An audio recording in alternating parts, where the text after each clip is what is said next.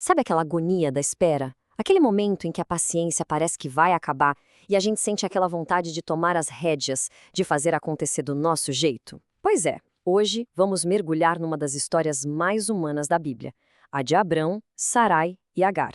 É uma lição, olha, poderosíssima sobre fé e sobre as consequências profundas de tentar apressar os planos de Deus. E olha só, esse versículo aqui, ele é o nosso texto-chave, tá bem no coração da nossa análise. São as palavras de Sarai para Abrão, sabe? Uma sugestão que nasceu ali, da frustração. Ela diz, olha, o Senhor me impediu de ter filhos, então, por favor, entra minha serva. E aí vem a frase decisiva, e ouviu Abrão a voz de Sarai. Pronto. Uma decisão humana que deu início a uma cadeia de eventos que mudaria a história para sempre.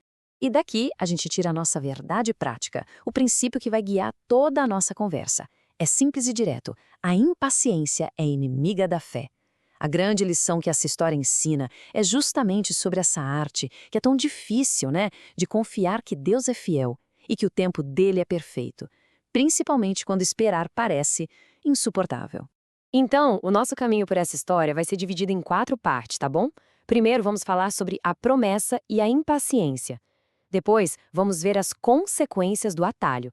Na sequência, vamos explorar como o Deus que vê e age entrou em cena.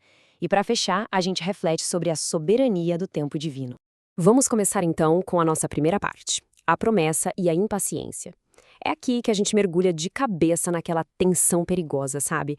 Aquela que surge quando a fé dá uma balançada e aparece aquela ideia de ajudar a Deus a cumprir os planos dele. Olha só que contraste! Aqui a gente vê o conflito na sua essência. De um lado, o plano de Deus, claro, milagroso, um filho do próprio ventre de Sarai, como está lá em Gênesis 15. Do outro lado, o plano humano, nascido da impaciência, um filho por meio de Agar. Era a lógica humana, sabe, pressionada pelo tempo, oferecendo uma alternativa que parecia razoável, mas que dava a volta na fé. Era a solução do que parecia possível contra a promessa do que parecia impossível. E essa decisão, ela não veio do nada, não foi um impulso. A linha do tempo mostra bem o peso dessa espera. Pensa só, 10 longos anos em Canaã. Imagina o que é passar uma década inteira vendo a promessa de Deus parecer cada vez mais distante, enquanto a realidade da esterilidade estava ali, batendo na porta todo dia. Foi nesse terreno, com a fé já meio desgastada, que o plano de Sarai começou a nascer. Mas o que exatamente levou eles a esse ponto? A gente vê aqui uma combinação de fatores que eram esmagadores. Primeiro, a idade de Sarai avançando sem parar. Depois, a dor constante da sua aparente esterilidade. Some a isso a pressão cultural da época. Não ter um herdeiro era visto como uma vergonha. E para completar, eles foram aos poucos esquecendo os detalhes da promessa de Deus. O resultado, a ansiedade acabou sufocando a fé. E tudo isso nos leva, então, para a nossa segunda parte, as consequências inevitáveis desse atalho. É sempre assim, né? Toda vez que alguém age por conta própria, ignorando o caminho da fé, existe um preço a se pagar. E, como a gente vai ver agora, o preço que essa família pagou foi altíssimo. O que aconteceu em seguida foi uma espiral trágica, uma coisa levando a outra. Aquele atalho, que parecia a solução, primeiro gerou orgulho. Esse orgulho virou conflito. O conflito se transformou em aflição. E a aflição terminou em fuga. A paz daquela casa foi completamente destruída. Assim que Agar percebeu o que tinha concebido, o orgulho tomou conta e ela começou a desprezar Sarai. E Sarai, em vez de olhar para a própria impaciência, ela na hora jogou a culpa no marido. A culpa é sua, que o Senhor julgue entre nós. A busca por culpados tomou o lugar da busca por Deus.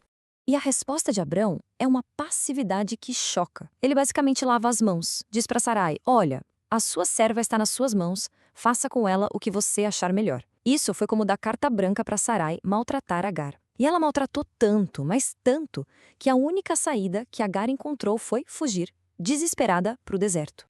Mas é exatamente aqui, no meio desse caos todo criado por eles, que a história tem uma virada inesperada.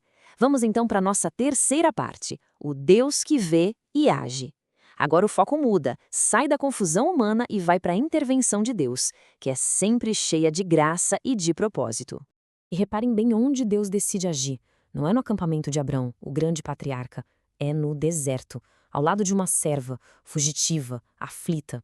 O texto diz que o anjo do Senhor encontrou Agar junto a uma fonte de água. Isso revela uma verdade muito profunda, né? Deus vai ativamente atrás dos quebrantados, mesmo quando eles são vítimas ou até parte dos erros dos outros. Só que a instrução que o anjo dá é desconcertante. Ele não diz fuja para mais longe. Ele diz volte para sua senhora e humilhe-se debaixo das mãos dela. Que lição poderosa!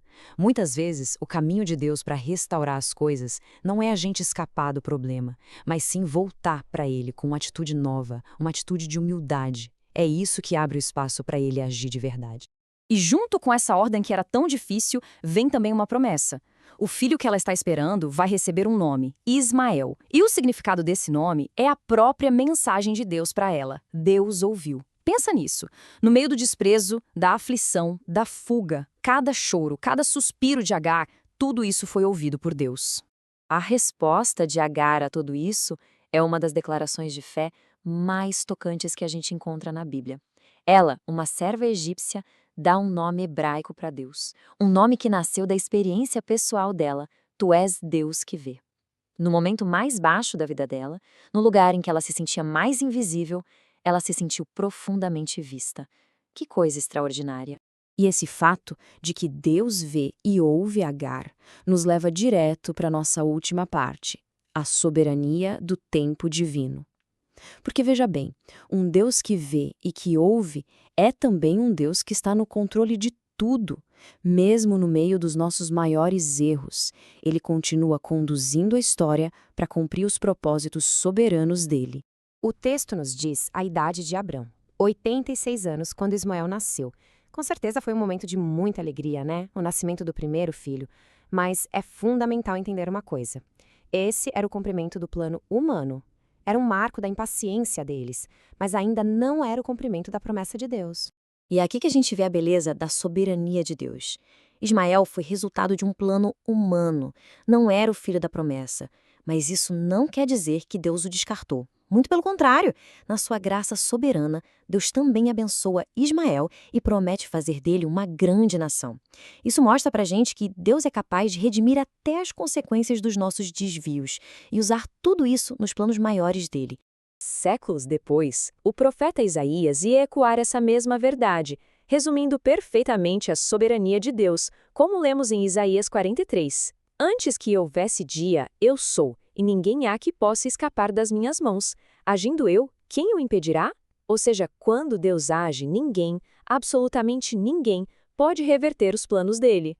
Então, que lições práticas a gente pode tirar dessa história para nossa própria jornada de espera? Bom, a mensagem é bem clara. Primeiro, não crie atalhos para as promessas de Deus. Segundo, aprenda a esperar o tempo do Senhor. Terceiro, confie que Ele está trabalhando, mesmo que não dê para ver. E por último, e talvez o mais importante, lembre-se sempre que aquele que prometeu é fiel para cumprir. E para a gente terminar, fica aqui uma reflexão que essa história nos provoca a fazer. Em que áreas da nossa vida a impaciência anda nos tentando a criar os nossos próprios atalhos, em vez de esperar com confiança pelo tempo e pelo jeito de Deus? É uma pergunta que, com certeza, vale a pena levar para ponderar.